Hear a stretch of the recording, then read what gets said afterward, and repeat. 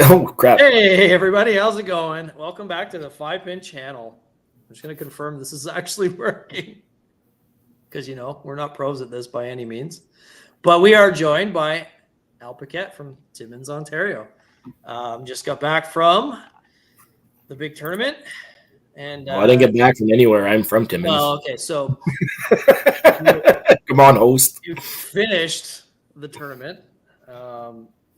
Great success, from what I hear from everybody. So, Yeah. tell us a little bit about how that went.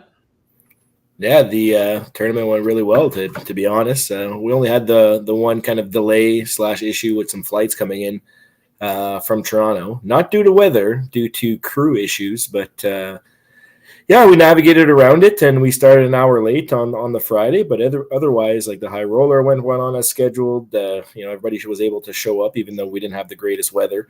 But everybody made it safely. The other flights flying in had no issues. And then Thursday, yeah, like I said, Thursday the qualifying shift started an hour later. Best ball half an hour later, so we didn't even lose that much time. But everything ran really smooth on Saturday. We finished on time.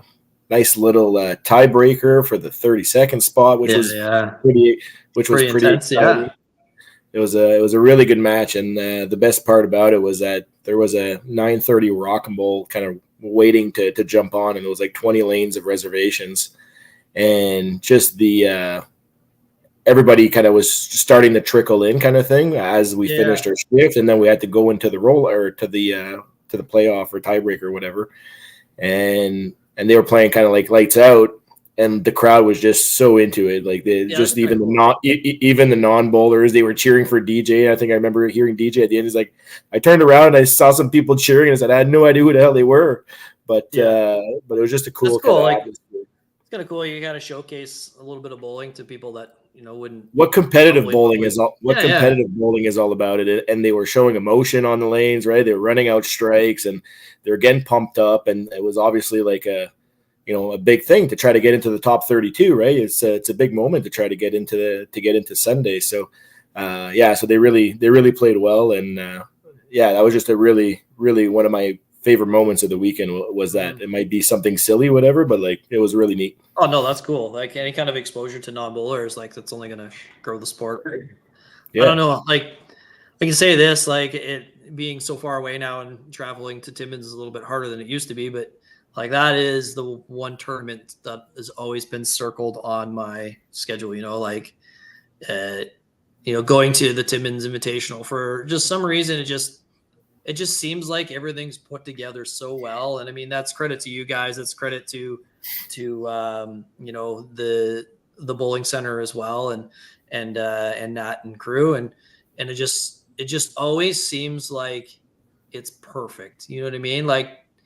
There's not really any hangups. And you're talking about weather and stuff like that. We need to figure Timmins in February, and you're just talking about delaying, you know what I mean? You get people coming from, hours and hours and hours away and flying in, and to get maybe an hour hold up on a shift, that's pretty good.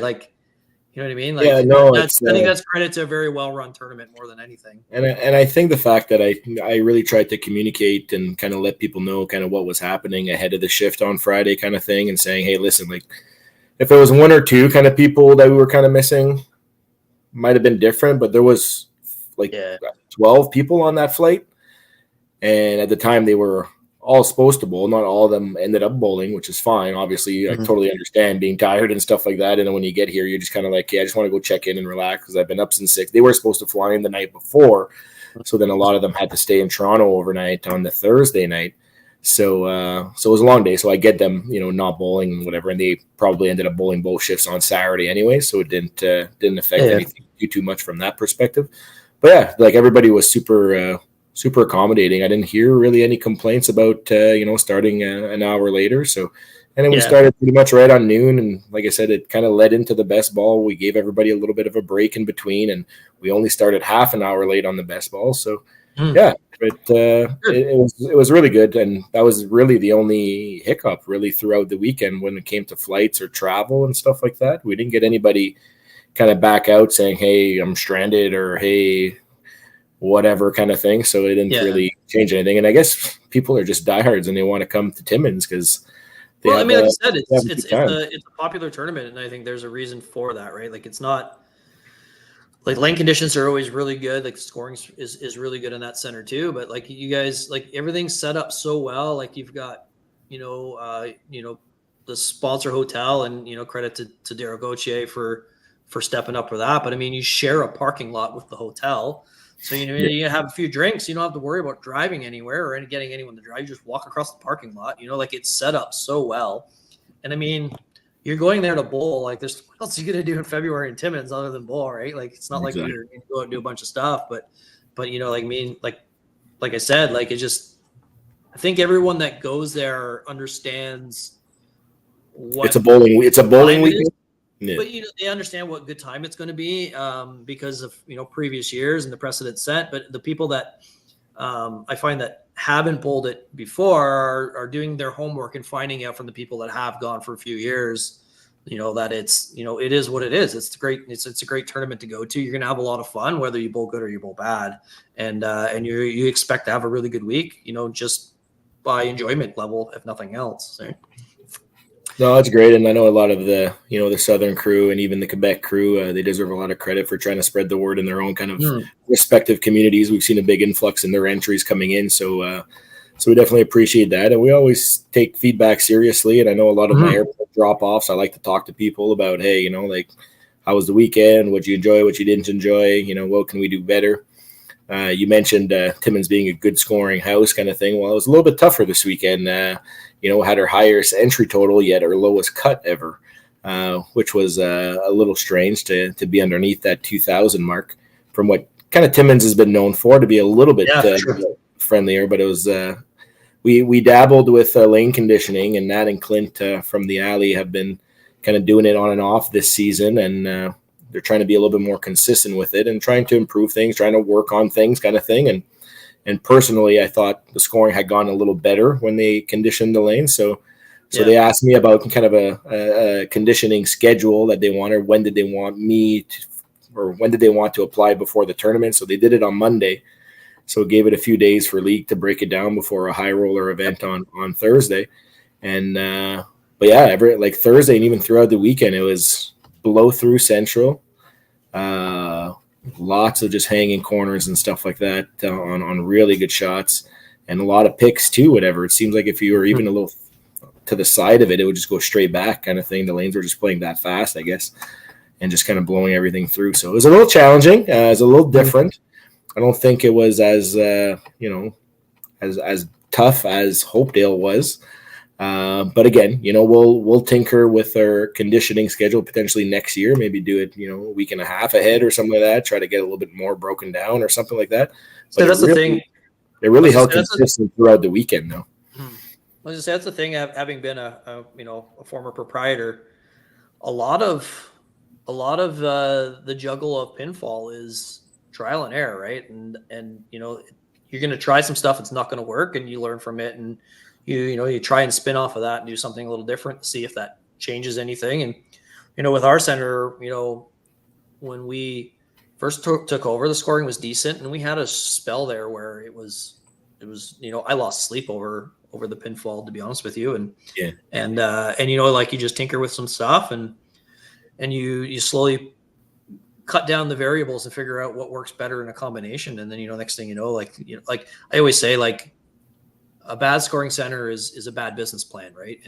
And I think if you can do anything in your power to make the scoring within good reason, optimal, that's a great business plan, because your customers, whether they, are league bowlers, tournament bowlers, I mean, open bowlers generally don't really care a whole lot, but you want people leaving on a week-to-week basis, satisfied. And I'm sure Timmins isn't really as big of a deal, but when you have like, say like in St. John's, Newfoundland or whatever, we've got a lot of bowling centers. So, if you're always working hard and your customers realize that, you're trying to optimize the pinfall, which I believe everybody in our province does, in St. John's anyway, it's the only experience I've got, but, they'll be satisfied with that. They're not going to look to bowl somewhere else. You know what I mean? Like, if you get frustrated on a week-to-week basis, you're going to be like, well, I don't want to bowl in this place anymore. I don't enjoy it. It's a possibility, right? So kudos to them for doing, I said, I've been there, I don't know, 5 or 6 years or whatever. And they always put on a good spread. And like I said, like you guys running a tight ship and a really good tournament is definitely beneficial to everyone showing up. So, but let's get into what is the reason why we're here, and so this is something we were planning for, I guess, a couple of weeks, and I was a little bit worried about mine getting here because of if you guys haven't seen what Newfoundland looks like for snow right now, we have snowbanks higher than our car roofs. So, but it worked out. We both got our PBA, Leaf PBA Premier Edition trading cards. So what we're going to do is we're going to go card for card, and we're just going to open them up and go through them. There are 7 cards as advertised in the box. I have done a little research and found sometimes there are more than 7, but I did do a little research on parallels and stuff like that. Just if you're not a card nut, let's go back a little bit. Let's explain to people how this kind of came together here, because give a little bit of backstory. Obviously, we all know Jeff, card collector, probably primarily baseball. And I personally used to dabble quite a bit in hockey cards. So I was a little bit of a hockey card fanatic. And then I think me and Jeff kind of both follow Leaf Trading Card on the X platform. And then they've been over the last, 6 months, maybe a little bit more. Yeah, they're kind of putting out single cards out. Well, they officially got licensing just recently for PBA with a big announcement, and they did have a card, and I've got it here. You're going to show it off, aren't you? Oh hell yeah! I'm going to show. This is for me. Like I said, I'm big into baseball. I got a 59 Mantle, 59 Maris, all that stuff. But this is my Grail card, and this is where I'm a bowling geek. Anyone who knows this bowler knows the catchphrase and what kind of moment this was. But I am holding this is numbered out of 300. I actually didn't buy it directly from Leaf. I bought it secondary market, which ended up being pretty expensive. But I have a Pete Weber. Who do you think you are? I am signed inscriptions card. So there was 2 versions. They kind of did they originally were going to print 300, and they kind of had more orders. They had some sort of screw up. They ended up doing out of 300 and then a gold version out of 100. And I've seen on eBay the gold version selling for as much as $1,000, which is absolutely nutty. So it's kind of funny. Just to show you how iconic that moment was, right? How often do you see that play on ESPN, TSN, whatever? It doesn't even matter. It's always at the top of best celebration or best whatever moment kind of thing. So it's played over and over and over again. Even my non-bowling friends are always like, "Oh, you're gonna pull a Pete Weber or what?" It's iconic now. So then when they got the actual PBA license, they did start putting out some cards. They do have a set that came out before this guy here. Then it was for the PBA, their PBA league. So we've got a couple, and they were in packs for this set. And let's just see. I got a couple here. Well, I got a couple here. So that this is a Norm Duke signed. It's a printing plate, so it's numbered 1 out of 1. So it's the only one of that. And then we just got some, Chris Vi, 2-hander. So this is from their PBA league. Jason Couch. And then they also, like you said, they put out singles. So I do have some singles as well. I haven't dabbled in bowling cards yet. Yeah, my favorite bowler, EJ Tackett. I got a couple of those. Kyle Troop, if you're the fro, if anyone knows Kyle Troop, but talking about another iconic bowler. I mean, he's got the signature hair with the. What did he just win? He just won the U.S. Open? Or it was U.S. Open. Yeah. And then legend Walter Ray Williams as well. And then I also got a Guppy and Kyle Troop dual auto as well. It's a father-son duo right there. Guppy was a legend in his own right back in the day, right?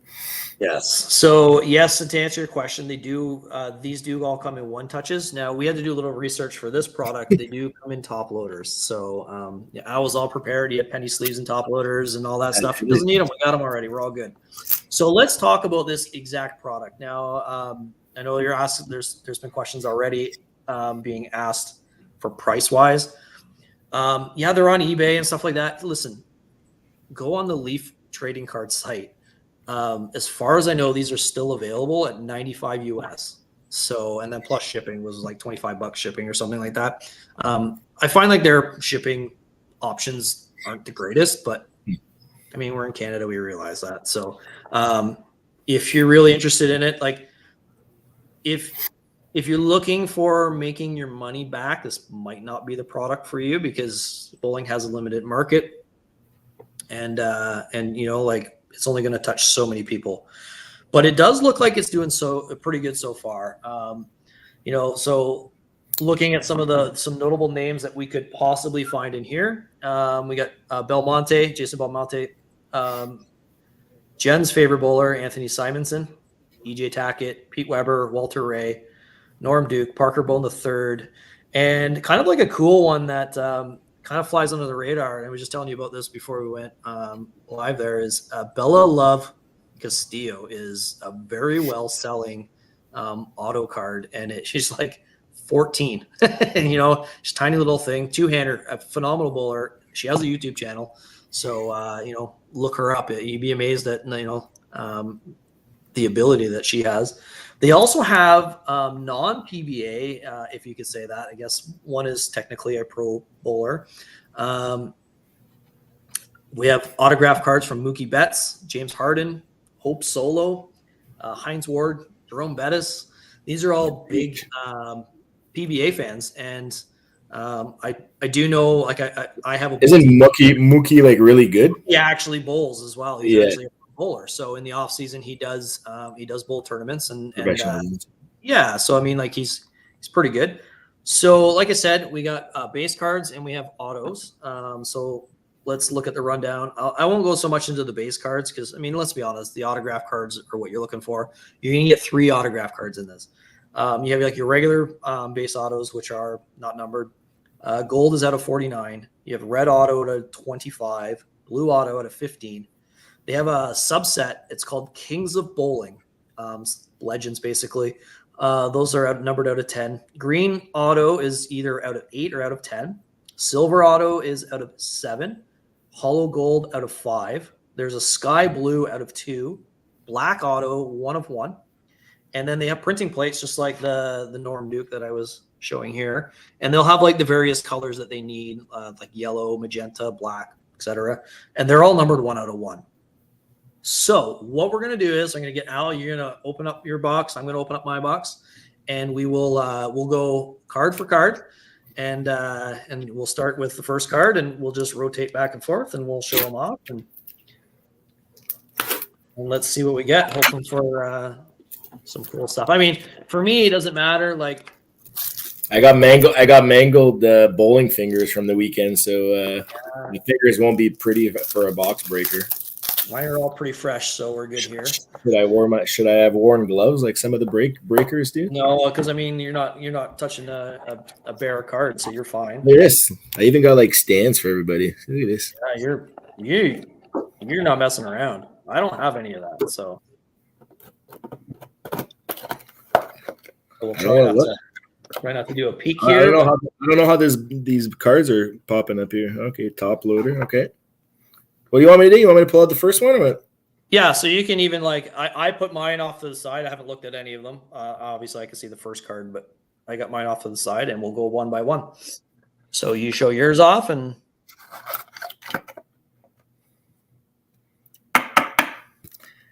AJ Johnson base card. Johnson. Yeah, big fan of AJ Johnson. Now boxer. with me watching, you know, as much 10-pin bowling as I do, just like on a weekly basis, almost every day. AJ Johnson's he's a name to look out for. Yeah, he made the TV final not too long ago, didn't he? Didn't he finish second? Yeah. Yep. So he Man, he throws a pretty dynamic ball, especially for a one-hander. So we'll go with my first base card. I have an Australian, but not the one, that everyone's chasing. Sam Cooley. Now, I do believe the last base card will be a parallel. So it'll be a numbered card. So who are you hoping you get for an auto? Who are your if I was going to get one, I just want to get a Simo so I can sell it to Jen. It's a good strategy, actually. Good strategy. All right, going in for number 2. For 2. Andrew Anderson. Oh, AA. See, Jeff knows all the. Sorry, I'm trying to center this camera here. There you go. Yeah, you got her. Also a one-hander. The cards look. They look pretty clean. Yeah, these are really really nicely designed. Like they don't look cheap at all. Like it's it's a quality set. Well, Leaf puts out a pretty good product, and yeah, I think where they run into the problems is like if you're looking for like some like high quality cards, that's definitely the place to go. But a lot of their stuff is unlicensed. Like they're not licensed for hockey or baseball or anything like that. But they put some bangers out there. You know what I mean? Like I've seen some pretty wild like 8-person autograph cards where it's like Chuck Norris, Hulk Hogan, Jean-Claude Van Damme. Yeah, and they same card. And they still get pretty good athletes too. Like they still have like Seth Curry, I think, is part of Leaf as well. You see a lot of his in different products, but yeah, I like the kind of wide range of things, like you said. Like they'll put like MMA and soccer and whatever other sport all on the same card. So it's pretty. And I like their vintage hockey stuff too. Their vintage hockey stuff is pretty neat. Some of their soccer stuff's pretty crazy because they seem to have autos from all the big names. You know what I mean? Like I don't know how many I've seen like Pele and stuff like that. You know what I mean? Yeah. My second card is the real deal, Bill O'Neill. He is arguably the hottest player right now in the PBA. He's been on the show almost like pretty much every single show, every single tournament this year. So that's a good one. I'll be okay if we get that in auto. At least we know who these bowlers are, so that's a good start. Oh yeah, I said I'll like as I say that, I don't really know this guy. Who we got? Mark Baker. Oh, Mark Baker, yeah, he would be the one I know the least about because he would have been bowling, I think significantly, earlier than when I started watching. I've only been watching the last couple of years, but. Okay, and now my girlfriend just got out of bed and now she's looking at me weirdly as I'm breaking bowling cards. Oh, I'm sure she understands. So I'm going for the international team because now I've got an Englishman. I've got Dom Barrett, the Dominator. Yeah, Dom Barrett. Yeah, I know him. Are they like wrapped up like hockey cards? No, they're not like packs of cards. They're different. Oh, what was that? Oh no! Don't even open them. I can see an auto at the bottom of the box. Oh no! It's all right. It's all good. It's a green auto. That's good. That's out of 8 or out of 10, I think. Oh, short print auto. Okay, next card up. Oh, gonna cost you, Jeffy. That's Simo for sure. Simo, that's the base, just a base cake. Cool feature for this ball too that he's throwing. That's actually a breast cancer awareness ball. It's a spare ball. Oh, there. So that's kind of cool. Not even a strike shot pose. No. Softball is suddenly a ball expert. He's all right. Jeff knows the sport. He knows everything about it. So my next base card is Ryan Simonelli. Okay, I've heard that name. Yeah, he's usually in the mix. Every few tournaments. He's not one of those guys that you'll see on the show all the time, but he knows what he's doing. If I recognize the name, he must have done something right. So and here's where we're talking like. So are you? I didn't get no. I guess my base card or base parallel is an auto, so that's a good sign. Because you didn't get a base parallel either, so you should have a base. You should have a parallel auto. I still have another base card though. I have 4 here. Oh, yeah. Oh, why do you have another base card? Because I said like sometimes I guess you do get more than 4, and looks like that's the case for me. Looks like I got 8 cards total. Oh, you got 8 cards total. Yeah. Well, fancy that. Well, fancy that. So I'm up now. Is your next card? Is it a base card or is it an auto? Because I think you should have another base card. Because I think you have to have. I got a parallel base card. Okay, so we're still good. I guess we're getting 8 cards each. Yeah. So hey, we're already winners, right? I know who my parallel is too. Shit, I just closed my box again. Yeah, don't do that. It's out of 25. Okay. 17 out of 25. Kyle Sherman. Kyle Sherman, the Shermanator.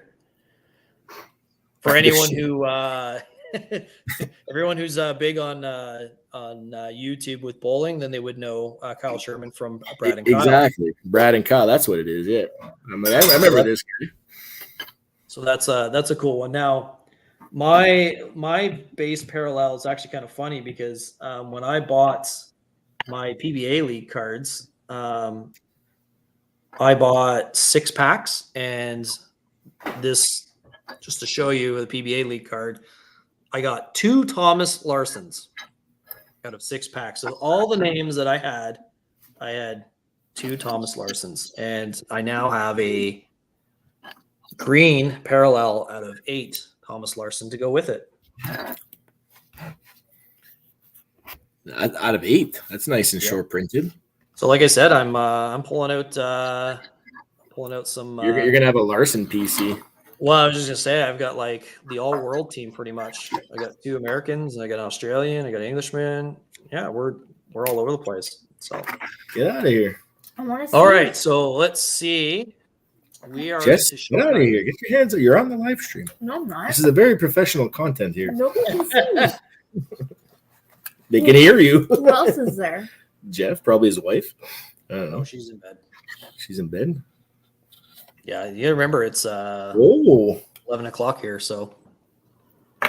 Oh, why'd you buy him? Who'd you get? Canadian. Oh, Francois Lavoie. Francois Lavoie auto. I love it. Yeah. I love me some Canadian content. He just recently moved actually to the States. Nice, clean autograph too. Yeah. These guys definitely put in some time. It's funny you see, like, especially like basketball. If you watch a lot of like the basketball cards, stuff like that, their autos are terrible. These guys don't spend any time. Yeah. No, I like that. I like the Canadian content. That's what I said I wanted. I said I kind of wanted a Canadian guy that I know. And obviously, what better than Francois Lavoie? Like, the only other Canadian I think in the entire set is Mitch Hooper. Mitch Hooper. And he used to actually buy bowl 5-pin for a little bit, so that's kind of cool. But my first auto is not a Canadian; it is Dick Allen. Okay. Yeah, nice clean auto. It's a vet. Yep. Yeah. He's usually hanging around, like cuts here and there, and like I said, it's the same with Simnelli. He knows what he's doing. This is exciting. Yeah.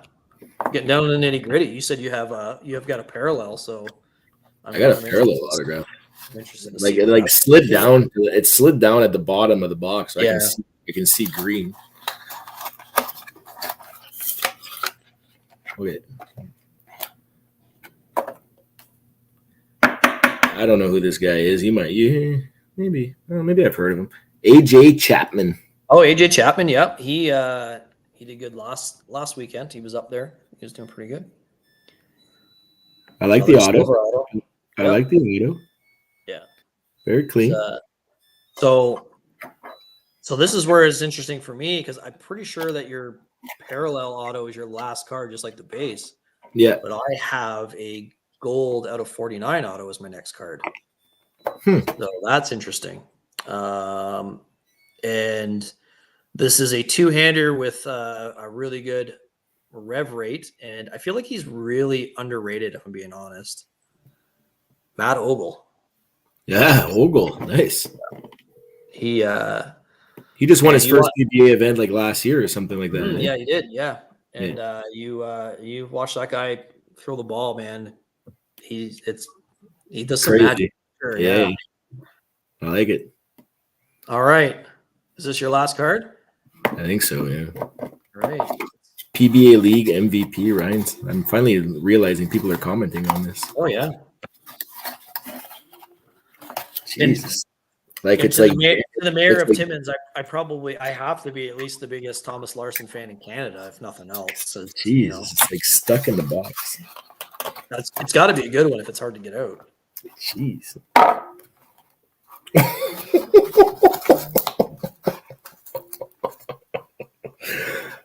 This is a banger, dude. Is it? I'm pretty sure it's a banger. All right. Oh, you want to show yours first? Because I don't think you're going to be mine. Okay, let's do that. Let's do that. Yeah, I know. I don't think you're going to mine be is mine, really man. cool, but obviously it doesn't sound like it's going to be as cool as yours. We're on YouTube, and it only makes sense that my last one is also gold. So I got 2 gold autos out of mine, and it is a YouTuber. If you're familiar with the house bowling, Paquette Hanrahan, Patrick Hanrahan, 2-hand lefty. Lefty.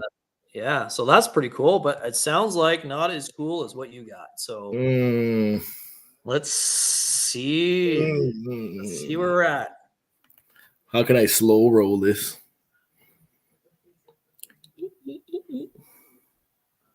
Oh, it's Belmo. Wow, Belmo out of 8. That is a serious card. That is good for you, man. That's awesome. That you is. want to talk about someone who revolutionized the sport. Belmo, baby. OG 2-hander, and he's kind of down a notch this year, and last year as well. He struggled a little bit compared to previous years, but I mean, that's got to be one of the best players you can probably pull out of that product. I think that is, yeah. I don't think you can go. Who else doesn't know? Like, who doesn't know Jason Belmonte, kind of thing, right? Yeah, like you said, he's when you think of like an icon, that's where I go. And your Australian card was definitely better than my Australian card. Hey, that was a good box. We got 8 cards out of it. You got 2 parallel autographs, and yeah, like Ogle's a cool name to get to, and that was I'm happy with my freaking Canadian autograph and a Belmo out of 8. Like, how can you go wrong with that? And I was just saying before we started, you're not looking to get your money back here, but that looking at prices of what Belmo's been doing for his autos, you're doing well. Now I'm excited to go check. I haven't. Yeah, for sure. And especially there being such a low parallel, aside from like the sky blue or a 101, And now we'll have this video for proof that that actually happened. That was you pull some heat. So it was stuck in the box. It didn't want to come out. That's for sure. Yeah, it had to be good. That's always a good sign if it wants to stay. I was just happy with the Francois Lavoie one. I didn't expect to beat that. So hey, I'm happy. That was fun. That was fun, dude. That was that was cool. Do this again, right? Because man. For me, I'm all about this stuff. Like I said, I was saying to you beforehand. I definitely would look at trying to chase the whole East base set of autos. I think that'd be pretty cool to display. So me being the big bowling geek I am, and maybe one day we could be opening 5-pin cards. You know what I mean? Like, if you really stop and you think about it too, like we could be set up, not as obviously big of a market, but we could be set up. The 5-pin universe and the 5-pin pro league are doing some great things, and maybe this is something that someone could put together for, you know what I mean? Like, no, and I think that's that was Leaf's approach too when they signed that PBA licensing deal, right? They kind of just started with some singles and kind of had a limited print run kind of thing, and then they'd go through them, and then eventually, I guess that's how they gained a little bit of their market, I guess, and an understanding as to what people wanted. And then they kind of slowly came out with, like you mentioned, that team league kind of set that was in packs, and now this is kind of like their first maybe like premier edition kind of guaranteed autographs and stuff like that in packs and not. So and yeah, like for me, the price tag was whatever, $100. it was more of a nostalgia thing, whatever. And like I said, when I ordered it, I messaged you, and then you told me that you had ordered one too, and then said we should just kind of videotape this together and then put it as some content for Jeff's channel. So we're like, and there you go too. Jim Kaufman, duck pinner. He says 3 out of 5, 3 out of 5 auto for 276, and that's American. That's not Canadian. So yeah, hey, well, yeah, it's pretty cool. Like I said, like hopefully, I'll wait till he wins another major or something like that, and then probably try and sell it to me for big money. That's how it's gonna go. Are you interested, Jeff? Maybe we'll talk after. I gotta bust I'm definitely busting a few more boxes of this. This is pretty cool, and maybe that's what I'll do. Maybe I'll sell it and just buy a couple other boxes because that was fun. For sure. And if anyone else is a PBA bowling fan or a bowling fan in general, go to Leaf Trading Cards, their site, and like I said, I checked the other day, and they still have boxes available there for $95 US plus shipping. If you're a wild and crazy guy and you want to buy an entire case, $10 case, they have them available too for like $9.25 or something like that, American. And and if anyone else wants to maybe try to do a box. James is buying one now. Like, I'm pretty sure we need to send this video to Leaf. Let me tell you, Jimmy's one of the good ones for sure. He always sets me up with Montreal Expo stuff from the States when he goes to shows. Went to the National, and he scored me my favorite baseball player of all time is Tim Wallach. And he came with a treasure trove of Tim Wallach stuff, including a unopened rack pack with Tim Wallach's rookie card in it. So he is one of the good ones. So I believe him, man. And he does some breaks as well. So I guarantee that this is going to be something that he'll put on at least Facebook, if nothing else. But anyway, thank you everyone for watching. I hope you enjoyed it as much as we did, because that was a good time. And and keep a lookout. I definitely want to do this again, and maybe I can get my revenge on you and see if I can pull something better than you, because you absolutely crushed it this time around. So hey, my lucky day. I guess the bowling gods are on my side this time. I was just gonna say, I think this is just kind of payment for you doing such a good job last week in Timmins, and that's what bowling gods are rewarding you for some good work, and some dedication to the sport. So there we go. Well, thanks for having me, Jeff. That was fun, and thanks everybody for watching. If anybody's interested in the Belmo, just message me. Hit them up. Don't come cheap, because it's going to be a good one. Thanks, guys.